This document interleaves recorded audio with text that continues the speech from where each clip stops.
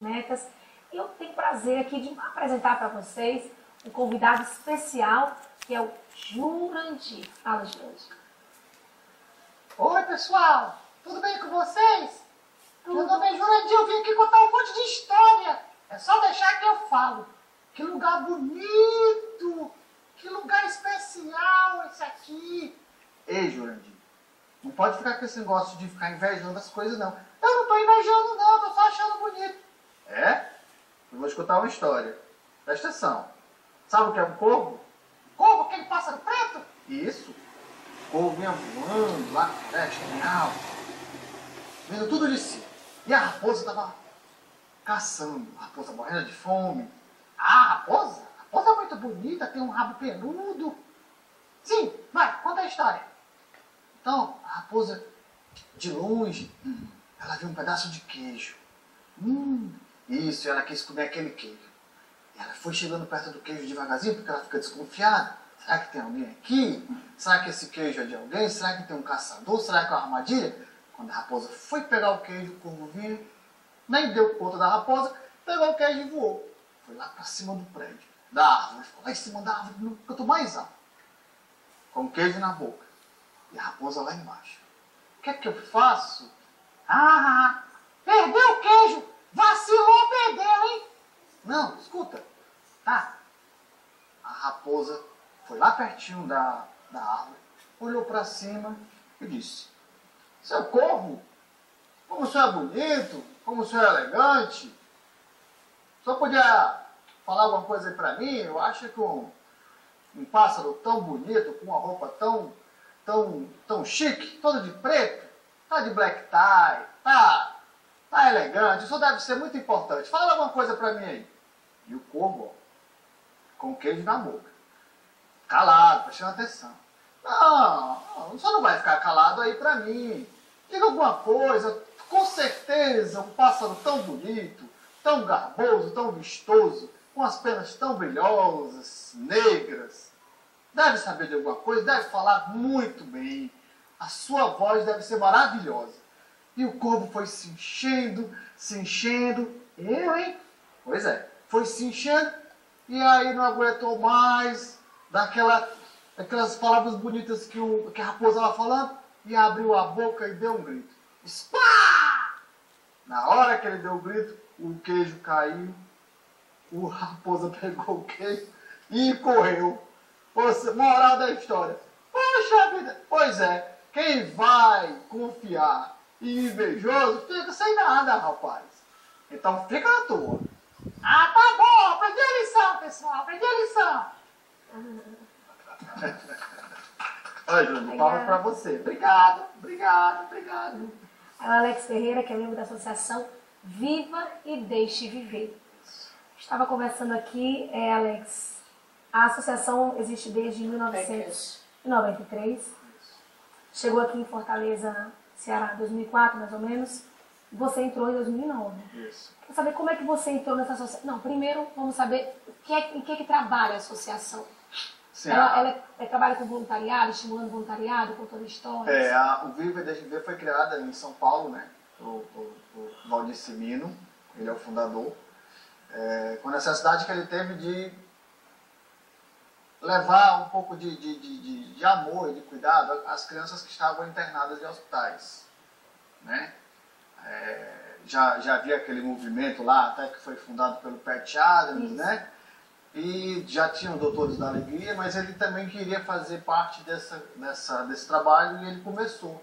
E como ele não era artista, mas ele tinha amor, tinha muita boa vontade, ele começou a contar. Era o que ele sabia fazer, contar histórias. Ele começou a contar história. E isso foi crescendo, veio para Fortaleza pelo Fabrício Bitu, que é um professor também, que estava fazendo, professor e médico, ele estava fazendo residência em São Paulo. Ele é dentista. E ele trouxe para cá. Né? E começou a fazer esse trabalho aqui em Fortaleza, da contação de história, ou seja, levar para o ambiente hospitalar, para as pediatrias, que o Viva trabalha só com pediatrias. A gente trabalha com crianças de 0 a 16, 17 anos, dependendo do local, mas é só com crianças. Levar a contação de história através do ler. Então o Viva ele trabalha com livros, ele trabalha com literatura, ele não só o falar, mas mostrar à criança, principalmente porque no nosso tal público, quase ninguém conhece um livro infantil. Livros infantis são caros. Livros infantis, até para quem pode, às vezes ele fica caro. Você ter muitos livros infantis na sua casa. Os pais também, hoje em dia, por causa da internet, a história das crianças, hoje elas estarem muito tempo na frente do computador, nos celulares e na internet, isso rouba muito tempo, tira muito essa possibilidade. Né? Então, o Viva ele traz esse momento da criança perceber que dá para, naquele livro, naquela história que a gente está contando, então a gente geralmente está com o livro em mão e está lendo a história ali para a criança.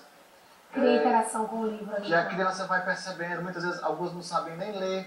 Né? A gente tem um videozinho oficial aí dessa associação, vamos ver um pouquinho?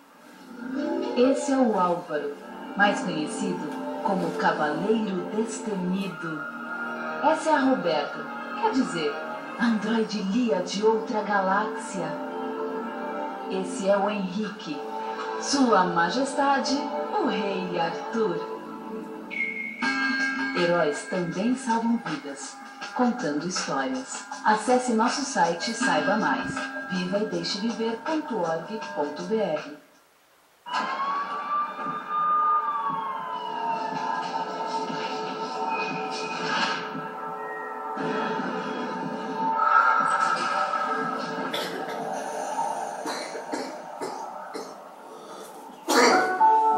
Histórias dão nova vida para o tratamento de muitas crianças. Acesse nosso site e veja como os contadores de história da Associação Viva e Deixe Viver ajudam na recuperação de milhares de crianças em todo o Brasil. Ok. São quantos voluntários no Brasil todo, você sabe? Hoje o Viva ele tem mais de 1.200 voluntários. Estão espalhados aí em um pouco mais de 70 instituições, hospitais e em 9 estados. Né? Então, vamos falar aqui começou com uma pessoa só e hoje está dessa forma. Alex, e assim, o que me chama muita atenção nesse tipo de trabalho são as pessoas que estão envolvidas nele, né? As pessoas que querem trabalhar de graça, em prol do outro, porque hoje a gente sabe que uma coisa raríssima na vida da gente é tempo. E você parar suas atividades para dedicar tempo ao outro de forma, entre aspas, gratuita, né? Gratuita. Porque a gente recebe outras coisas que não é dinheiro. Né? Com certeza. Aí como foi que te deu esse despertar do voluntariado, Alex? Você pessoalmente é um empresário que tem uma vida ativa? No meu caso, foi de família. Né? Meu pai, ele sempre esteve envolvido com isso. Né? Quando ele teve alguma condição, ele começou a fazer.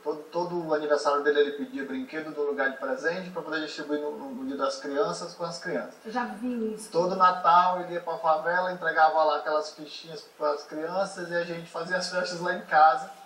E aí isso foi de berço, né? Foi de casa. Né? Todo mundo ajudando ali. Eu sempre gostei. E aí chegou uma hora que eu também gostei de trabalhar com os bonecos. E aí chegou um momento assim, eu vou começar a fazer os bonecos para ir, né, para onde for, para um hospital, para um orfanato, para uma creche, para um asilo. E aí eu comecei a fazer os bonecos. Eu fui aprendendo a fazer, fiz alguns bonecos. E aí comecei a contar histórias com um outro amigo meu, às vezes até com minha esposa. Nesses lugares, eu pedi, as pessoas... Foi quando eu conheci o Viva. Eu conheci o Viva por esse vídeo, né, institucional que a gente viu. Né?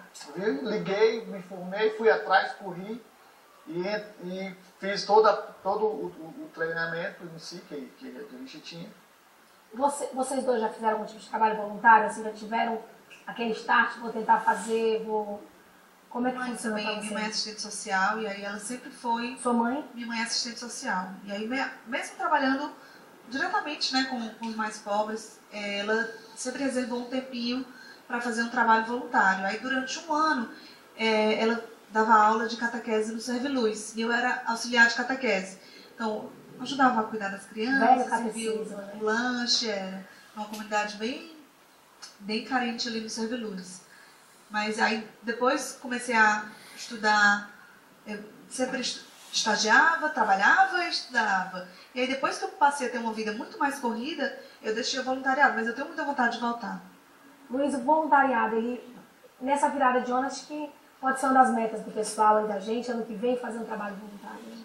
Olha, eu acho fantástico. Eu não tenho a experiência do exercício, mas eu tenho a experiência do estímulo. E tem um dado muito interessante aí, detectado assim, se você pegar os sinais que o Brasil emite hoje na economia, a perspectiva de transformação, uma noção de que com as próprias mãos você pode construir coisas mais legais, isso tudo por trás tem uma força no voluntariado grande, que na juventude pesquisada 18 a 24 anos, foi detectado o seguinte: políticos não têm credibilidade.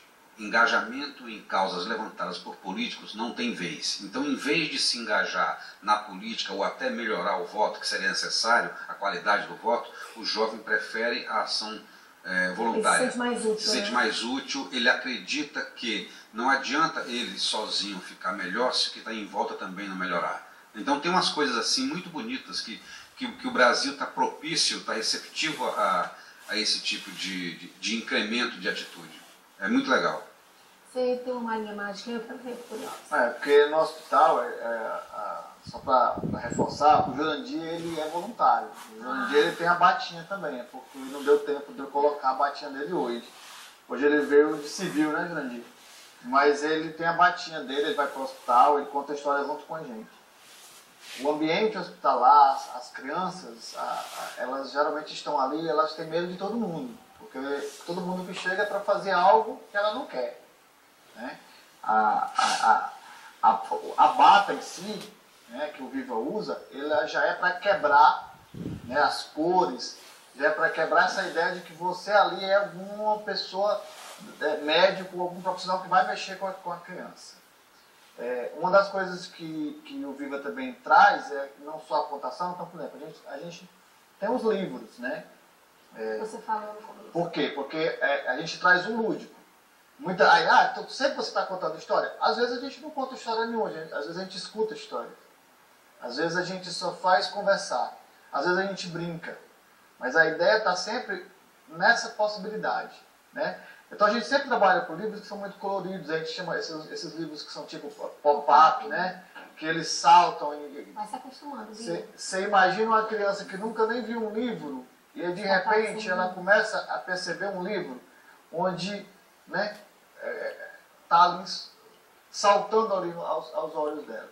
Para ela é uma novidade muito grande. E aí isso quebra a rejeição, quebra quebrar o gelo mesmo, fazendo com que a gente possa chegar mais perto. Então a bata, os brinquedos, a gente faz balões, né? Eu não sei se eu posso fazer um balão aqui para você. Eu faço até uma brincadeira que a gente faz o seguinte, que quando a gente chega no hospital, a criança vê, por exemplo, uma luva, ela sempre associa a luva ao médico, ao tratamento e ao que está acontecendo no colégio. Então sempre é um pensamento negativo. Mas de tudo aquilo que é negativo que você tem, se você fizer uma mudança de olhar, se você aplicar amor e aplicar essa vontade de ajudar o outro, você pode transformar tudo